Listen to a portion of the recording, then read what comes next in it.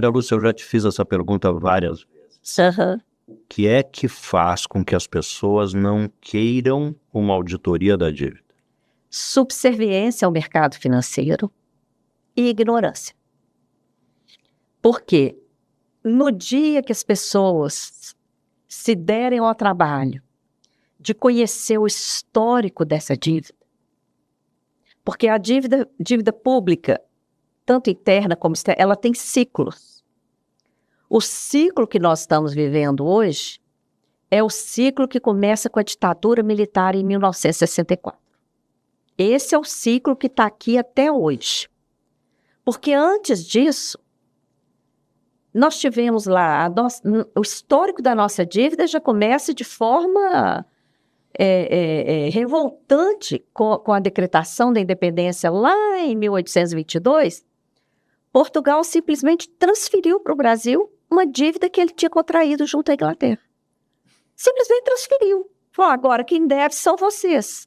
Mas o dinheiro que ele tinha recebido... Quem gastou foi Portugal. Ficou para ele, entendeu? Então, nós só recebemos o ônus de pagar. Assim começou a história da dívida no Brasil. E aí, já nascemos como nação ainda, Brasil Império, endividados. E isso aí levou muito das nossas riquezas. Quanta riqueza foi entregue para pagar essa dívida? E ofensas à nossa soberania e tudo mais. Mas houveram aí os dois ciclos. Getúlio Vargas fez auditoria.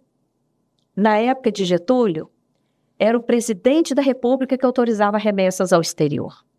E certo dia ele ficou invocado e falou para o seu ministro da Fazenda, Oswaldo Aranha, afinal, o que eu estou autorizando aqui? Todo dia eu autorizo, o que eu estou autorizando? Levante os contratos. Decretou uma auditoria. Porque o que é uma auditoria? É exatamente investigar que dívida é essa. E ao levantar os contratos, qual foi o resultado? Nem 40% do estoque da dívida estava respaldado em contratos. Mais de 60% não estava respaldado em nenhum documento. Que loucura, né? Os bancos privados internacionais, que sempre foram os maiores credores do Brasil, cerca de 80% da dívida externa brasileira, sempre foi, daí para cima, sempre foi junto a bancos privados internacionais. Lloyds, Chase, Citibank, JP Morgan, etc. Esses bancos internacionais, privados. Esses bancos, que sempre foram os principais credores do Brasil, é que tiveram uma série de benesses. Eles é que controlavam as taxas de juros internacionais, tanto no Fed, no Federal Reserve Bank, que é o Banco Central Americano, que é privado, controlado por esses bancos privados, como a Associação de Bancos de Londres, que também é controlada por bancos privados. Então, eles é que controlavam as taxas de juros internacionais. Com o início da ditadura aqui no Brasil e em vários países latino-americanos, porque foi um movimento geral da nossa região, o que eles fizeram? Colocaram as taxas de juros internacionais bem baixinhas e ofereceram liquidez à vontade. Ora, com a taxa de juros baixa, os países querendo investir em infraestrutura e tudo mais, e também financiar as suas ditaduras, pegaram o empréstimo internacional a rodo. Depois, o que esses mesmos bancos fizeram? Elevaram aquela taxa que variava de 3% a 6%, no máximo 6%, era entre 3% e 6%. Elevaram a mais de 21% ao ano. O que isso provocou?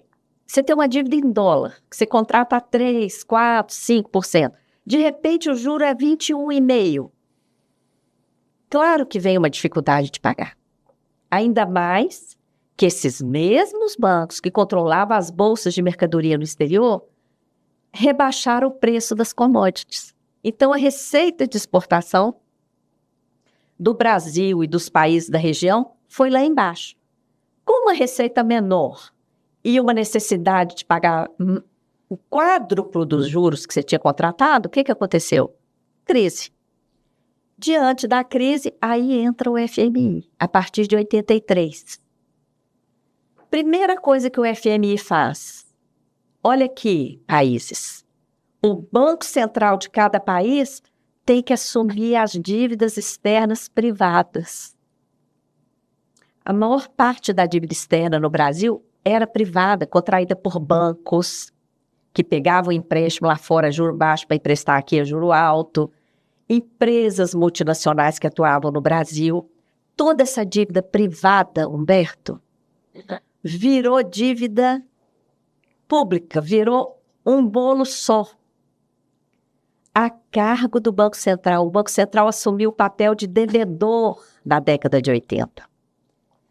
Em contratos assinados em 83, 84, 86, 88, assumindo todas essas dívidas que, de novo, nós não tínhamos recebido esse dinheiro.